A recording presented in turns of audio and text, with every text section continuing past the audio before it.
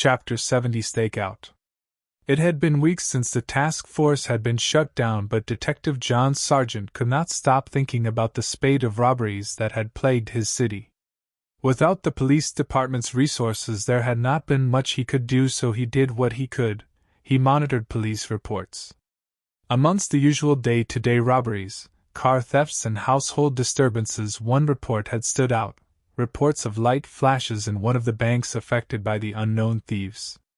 Deciding the time had come, Detective John Sargent felt he had to try one more time to get the task force reinstated. Walking up to his superior's door, he organized his thoughts before knocking on the door. "Come in," announced Commander Bob Harris. "Commander Harris, thank you for seeing me. How can I help, John?" asked Bob.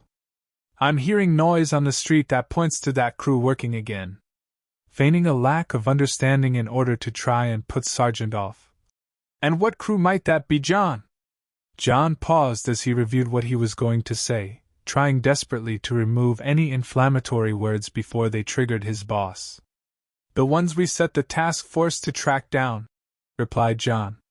It was Bob's turn to sit back and pause for thought. John was one of his best, if not the best officer he had, but for some reason he had got stuck up on this bank job crew, and like a dog with the world's most tastiest bone, he would not let it go. "Come on, John, not this again. I thought we'd discussed this." "I know, but there is a lot of noise specifically about one of the banks that was forced to close after the robbery. Surely we owe it to those people a better legacy than being suspected of an inside job." Bob considered John's argument. "All right, this is not a full reinstatement, but I'll give you 48 hours to check these leads out properly." "Thank you, sir," replied Detective John Sargent, already clear of the office and on the way to his car. That night he would stake out the bank and find out what was really going on.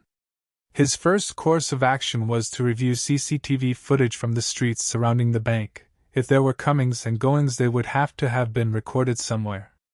After pulling the data on the bank, he also called the video surveillance company who managed the security cameras at the bank. Perhaps they still had footage coming in. As he waited in the stakeout van, his laptop beeped as an email arrived from Sepulchre Security Services. "Dear Detective John Sargent, thank you for your request. We are pleased to announce that security cameras are still running at the above location. We attach a link, username and password, to a remote connection where you can review the files. Kind regards, Sepulchre Security Services." Clicking the link and entering the credentials presented John with a file explorer of dated and time-stamped files. Cross-referencing the files with the police reports of flashes, he easily located the files he wanted. Clicking play, John watched minute after minute of nothing at all but a fixed landscape that looked more like a photograph than a 30 frames per second camera feed. Occasionally he paused the file and looked up at the bank itself, but nothing was changing. As he looked back at the laptop and clicked play, a flash of bright white light blew the white balance on the security camera recording. As the image stabilized, a bright ring of light could be seen.